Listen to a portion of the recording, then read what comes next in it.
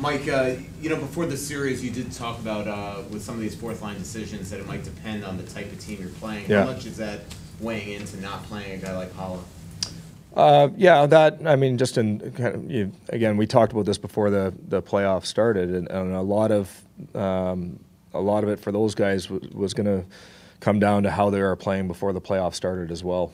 So some of it would dictate that, but a good portion of it was, we talked about whether it was auditioning or a chance to show and how they could be effective and how they can contribute. That was part of it as well. This is one decision we're making tonight, but again, we've got a lot of options that are good options, and certainly he is one of them. So fair to say, though, that you weren't happy with the way that he auditioned? Well, this is not about beating down Halsey. I think that it's been a trying year for him. Obviously, going into the playoffs last year, there was a much different feel to his game. I know there was a lot of reference to what happened in the playoffs last year. Obviously, I think that he was in a different place as well, so that's a big factor in it. But again, this is a different team, it's a different matchup, and I also think that we have a lot more guys who are playing very well that make those tough decisions. What did you see from that fourth line in Game 1 that made you want to reunite it in Game 3? I thought both games, to be honest with you, I thought that Brodziak line, whether it was Berge and Fonzie or Cook and Schrades, I thought both those line had some real good shifts in the offensive zone. Forechecking, creating turnovers, going in straight lines, finishing checks. Those are things that are important to us. That's the kind of stuff that we're looking for, especially at home here. We know the crowd's going to be buzzing, so we can get in there, we can bump them a little bit. But, in order to make that happen, you have to be able to execute getting up the ice as well. And that's where a guy like Fonzie comes into play. His execution on the wall and very quietly has become one of our top penalty killers as well. It wasn't that long ago that Brodziak was one of those guys sort of auditioning. What has he done well to sort of solidify himself? And we talk about the guys around him, yeah. Just assuming that he's there now. Well, it hasn't been, I think if you've been watching us closely, it's probably been pretty obvious to everybody that, the way that he's been playing the game. Certainly a much different confidence that he has right now, as far as making plays, creating plays in the offensive zone, but just how solid he's been in his own zone, that's been a big factor as well. So, he's been a real solid player for us for quite a long time here. The line matchups, the mixing and matching, last change, yeah. The game within the game. Right. Is that amplified more in a playoff series because the stakes are higher? Yeah, and you're seeing them more often? I think there's a lot of it that depends on the situation of the game as well. Probably when you're ahead, you probably match a little bit more strictly, at least towards a defensive approach anyways.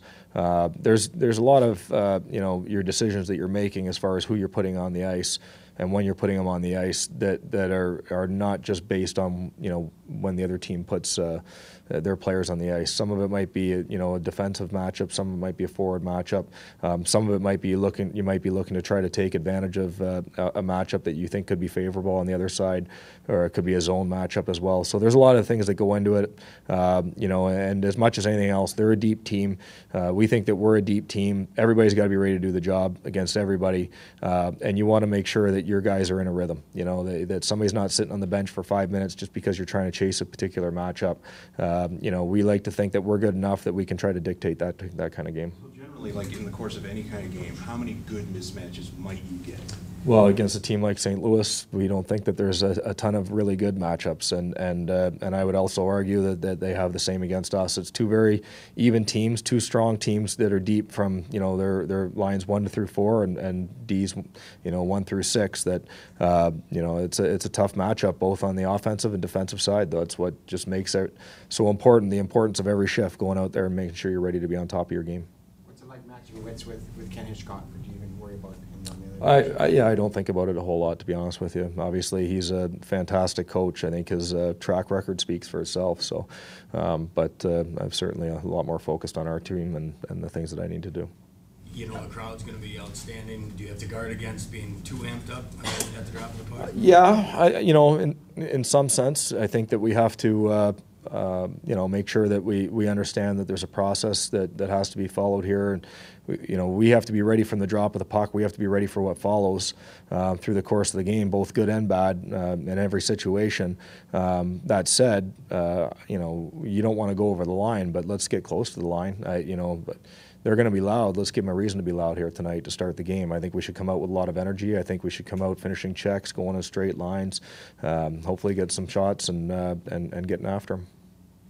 Cook, was it, just because of the history with him and you guys, I mean, was it a tough decision to sit him? Yeah, absolutely. And just a guy who's first off has a lot of playoff experience, a guy who's not an easy guy to play against, and I thought that he played a good game. So yeah, those are tough decisions, but I give everybody credit, whether it's a guy like that or coming out of the lineup or guys that haven't gotten into the lineup. Everybody's had a great attitude.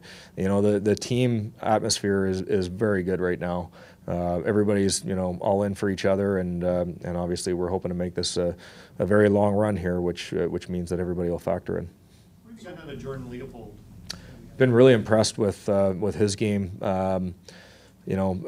Probably even exceeded expectations of what we thought we were going to get from him. I've coached him. I know what he's capable of. Wasn't sure where he was going to be at this point in his career, but the way that he's going back, retrieving pucks, moving his feet, the defensive side of it, everything, we've been real pleased with his game. Good. Thank you. Oh. Matt Dumba, Yeah. just how he's been able to, before you were worried about him trying to win the game on every shift. Yeah. Seems like he's really been able to control his emotions, even though this is a highly charged situation. You cannot, put a value on this experience for a kid like that.